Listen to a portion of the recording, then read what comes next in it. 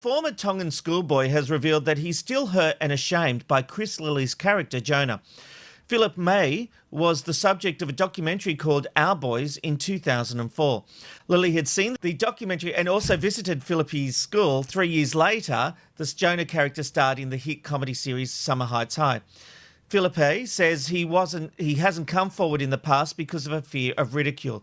In light of racial stereotyping being examined all over the world, Netflix has removed Summer Heights High from its platform. Ben, should everything that's be offensive be removed? I think it's really an interesting debate, and I think it is changing every day. The new shows that are being cancelled, I'm going to talk about that in entertainment. Family Guy's been affected, The Golden Girls has been affected. Like I've been saying, I think it's an individual situation where we look at the reasons and we look at each case individually, is what I mean to say.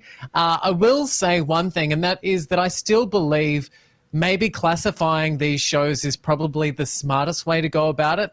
Completely wiping them from us in this cancel culture, I think is probably now not seeming like the right thing to do. I think some of these things probably can still stay online with some heavy classifications before the show starts, so that the programs are actually acknowledging, who they may be upsetting.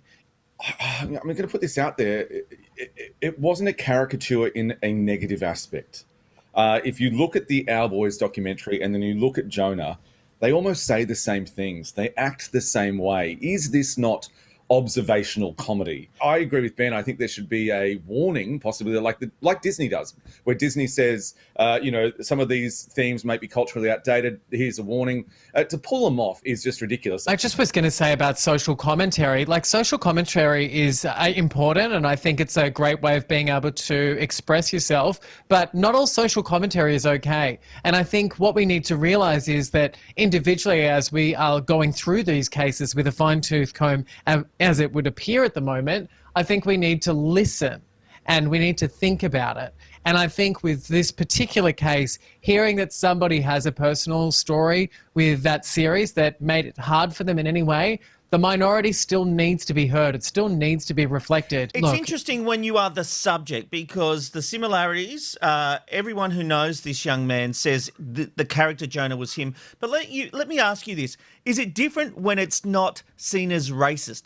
In 2015, celebrity dermatologist Dr. Frederick Brandt killed himself after being portrayed on the Netflix comedy The Unbreakable Kimmy Schmidt. The doctor had worked for celebrities, including Madonna, and was said to have been left devastated by his unflattering portrayal in the Tina Fey series. Dr. Fluff is here. Jacqueline, you look fantastic. Thank you, Sydney. Would you date TB River? What do you want to watch? CNN? So, Ben, this episode is still online, even though it's widely believed this guy took his own life because of it. Where's the outrage here? Well, I think the outrage is definitely there. I remember seeing this episode and hearing the stories afterwards and being really disgusted. I think it's shocking that this episode is still left online. It was so insensitive. It was so over the top. But does that mean we can't ever have parody? Because this was a public figure. He made a fortune from being a celebrity dermatologist, plastic surgeon. That's got nothing to do with it. What, are you saying because he was successful that he's exempt from feeling inappropriate? No, I'm not saying he's exempt. I'm not saying he's exempt from feeling, but comedy and parody is based on making fun of people, especially people in the limelight. So my question is, are we just not allowed to do parody anymore because someone might take it the wrong way? We have to be really careful about it. And I just want to say that I grew up in the 80s and 90s where there was very lack of LGBTI being referenced, and I had no heroes to look up to. And 9 times out of 10, when LGBTI characters were being represented on television, it was to mock them. And so let me tell you that going through my school life in my 80s and 90s, people would mock me because of my similarities to, say, Bob Down. There was barely anybody that I could look up to. And I can tell you that I would go home and say to my mum, I don't want to go to school. My mum would ask me why. And I couldn't say. I couldn't say to mum, I didn't know that I was gay. All I knew was that I was getting this abuse, and it was coming from the ways in which my minority was being mocked. Can Alec Baldwin, for example, no longer play Donald Trump because that's a parody, that's making fun of someone on a global stage? Is that also out of the picture now? I think that that's where we're heading. I think we're not going to see Alec Baldwin. I mean, I don't think he's really happy playing that role anymore. He's made it very vocal that he feels like he's sort of being forced into doing so these days. Yeah, look, I think that absolutely. Is that whole Donald Trump thing really confronting in the way in which someone is so heavily mocking somebody? And I'm going to be really honest about this. I have laughed my ass off at that episode of The Golden Girls we're going to talk about. I loved all of these shows that have been cancelled, Faulty Towers, everything. I've loved them. I've loved sensually inappropriate comedy. And then what's happened in 2020 is that I've had an aha moment, thanks Oprah, and I'm just going to start thinking about things differently. It's a big change to our society to put limits on what you can and can't do when it comes to comedy. We need a huge change to society, people. The world is round. We're looking at things differently.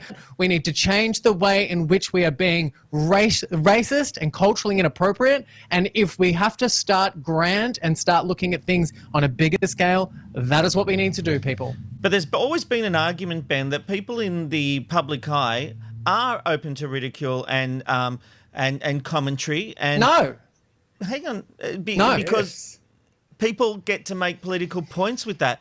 If I don't want any kind of ridicule or any kind of comment back or any kind of possibility of comment back, then don't do the show. Then don't go on social media. Then don't put yourself out there. I've put myself in places ready for, I guess, commentary. You know, look, put it this way, I was on Big Brother. You know, come on. I mean, I asked for it. But at the same time, was I not allowed to go on Big Brother? And then was it okay for all those people to come and tell me that I should kill myself because I'm a homosexual? No. So, like, you know, I'm just saying, like, okay, but you're saying to me, because I put myself out there and because I dined out on my $250,000, it's totally okay for people to come for me because I asked for it?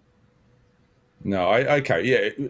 Honestly, with that example, of course not. I would never want anyone to tell you to kill yourself just for being who you are. Of course not. I think it's a very grey area, isn't it? Like... It is a great area. This is the reason honestly, why. I don't know how to come back to that, but I also don't think we should cut comedy and we should cut parody. But what you're saying there, I can't fight back on because I agree with you. So I just don't know. I just don't want to see comedy. It's going to take time because it's going to take time.